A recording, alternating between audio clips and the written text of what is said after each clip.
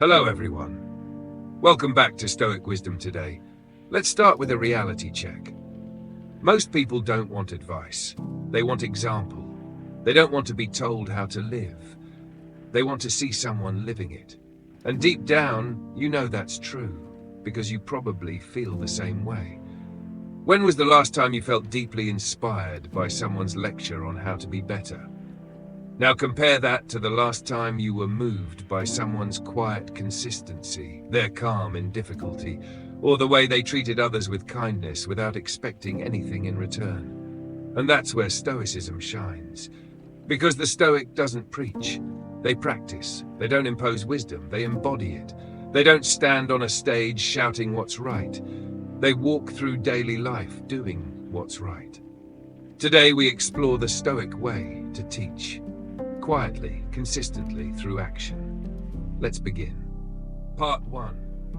Why people reject preaching. When you tell people what to do, they often feel judged, get defensive, push back, shut down. Why? Because advice can feel like control, even when your intention is to help. It touches something in our human wiring. We value autonomy.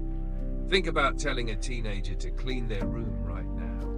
Even if they were planning to do it, the fact that you told them can make them resist. The same psychology works on adults. Sometimes the harder you push your point, the more someone digs their heels in. Even if they agree with you in principle, they may resist just to prove they are independent thinkers. Seneca once wrote, "It is a great thing to teach by example." That's because people learn best not from pressure, but from presence. We don't like to be told, but we're naturally drawn to be shown. In today's world, this truth is even more visible. Social media is full of people giving quick fix advice, telling others how they should think, work, or live. Yet the accounts that often gain genuine respect aren't the loudest voices. They're the ones consistently living the values they share. It's like watching a craftsman at work.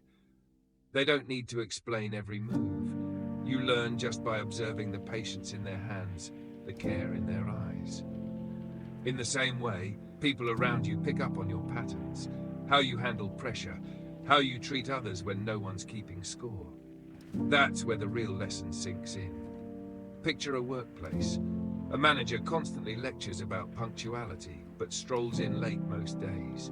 No one takes them seriously. But a team member who quietly arrives early every day? People notice. They may not say it out loud, but over time, that person becomes the unspoken standard. Part 2. What Stoic teaching looks like. Stoic teaching isn't loud. It's lived.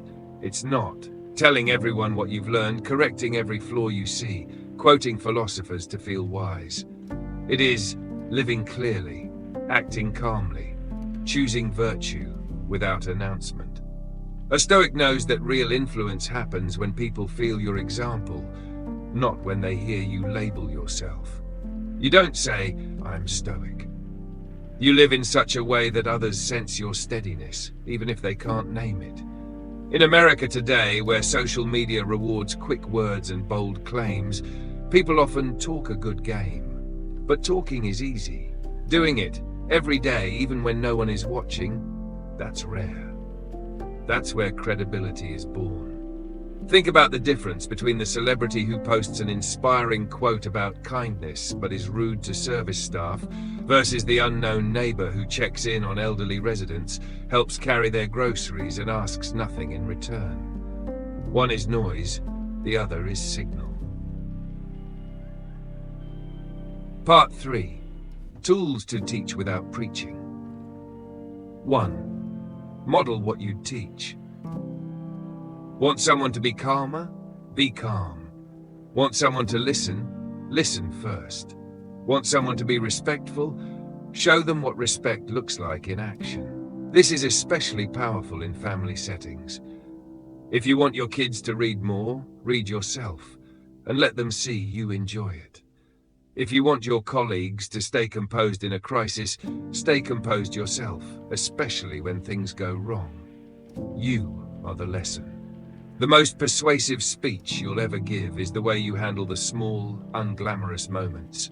Traffic jams, long lines, mistakes at work, misunderstandings with friends. 2. Be consistent without needing attention. You don't need applause, you need alignment. We live in a culture that often rewards being noticed.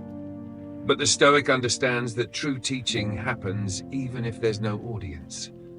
Think of a neighbor who quietly takes care of the elderly couple down the street. No post about it on Facebook, no humble brag at a dinner party, just steady, unseen help. Over time, people notice, and some even start doing the same. Let your pattern be the proof. Quiet consistency outlasts loud moments. 3. Ask, don't instruct. Instead of, you should, try, what do you think would align best with your values? Questions invite people to think. Commands push them away. When you ask, you plant a seed of reflection, and when someone discovers the truth for themselves, they're far more likely to act on it. Imagine you're mentoring a new colleague who's struggling to prioritize tasks. You could say, you need to focus on the urgent ones first. But if you ask, which tasks do you think will create the biggest impact today? You invite them to think critically.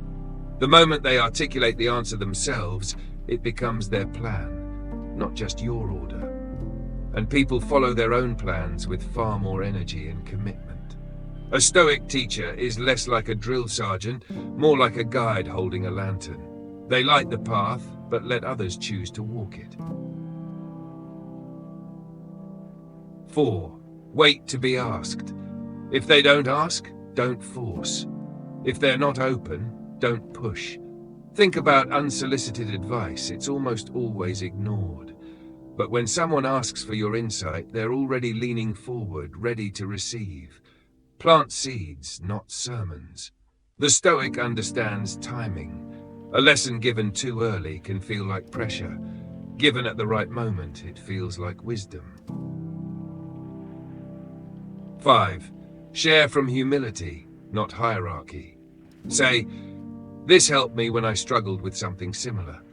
Not, here's what you need to do. When you share as a fellow traveler, not as someone above, your words land softer, but sink deeper. It's the difference between a hand pointing from above and a hand reaching from beside you. One demands, the other invites. Part 4. Stoic energy of influence. A Stoic teacher is present, not performative, grounded, not preachy, open, not overpowering, curious, not corrective. They trust that their life is the lecture, that people absorb what they experience, that wisdom shared in stillness speaks loudest. Think about the mentors or role models you've had. Was it their loud speeches that shaped you? Or was it the way they handled setbacks? Was it the pressure of their words, or the peace in their actions? In the workplace, there's the boss who delivers long, motivational monologues every Monday morning, but loses their temper when deadlines slip. Then there's the quiet leader who, in a crisis, calmly rolls up their sleeves and works alongside the team. One makes a lot of noise, the other builds lasting respect. The Stoic knows influence doesn't come from controlling the room, but from steadying it. You don't have to command the spotlight to command trust.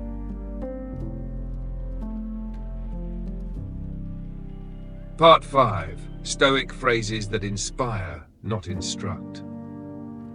Here are a few examples you can carry into conversations. Here's what's helped me stay grounded. You seem to know what matters most to you.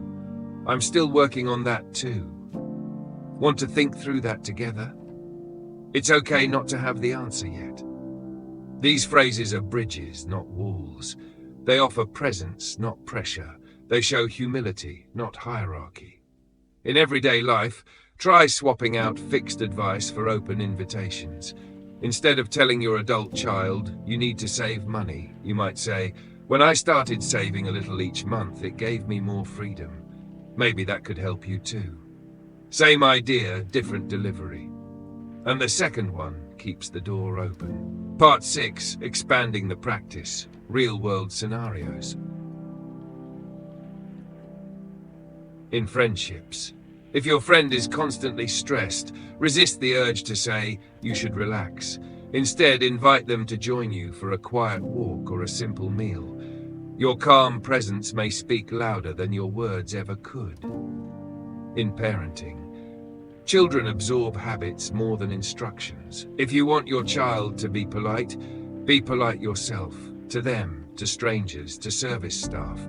They'll remember how you treated people, not just what you told them. In leadership, when a project goes wrong, avoid placing blame in public. Take responsibility where you can, focus on solutions, and model composure. Your team will learn how to face setbacks by watching you face them. Conclusion: be the quiet voice they trust. The influence you build this way doesn't always show up immediately. Sometimes months or even years pass before someone tells you, "I learned that from watching you." But that's the beauty of quiet influence. It's patient. It doesn't demand recognition, yet it leaves deep roots. Think of it like planting a tree. You don't stand over it shouting instructions to grow. You nurture it steadily. One day, without fanfare, it provides shade and fruit, not just for you, but for others who never saw the planting.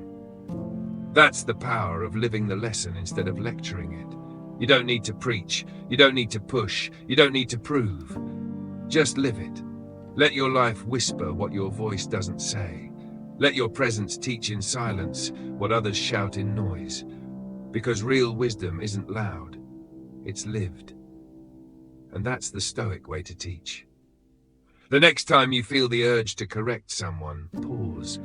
Ask yourself, can my example do the talking instead? If the answer is yes, step back and let your actions speak. People are far more likely to follow what they see in you than what they hear from you. And when they do, you'll have passed on something no lecture can match, the lived experience of virtue. Thank you for watching Stoic Wisdom today. Comment below. I choose quiet influence. And as always, stay grounded, stay wise, and stay stoic.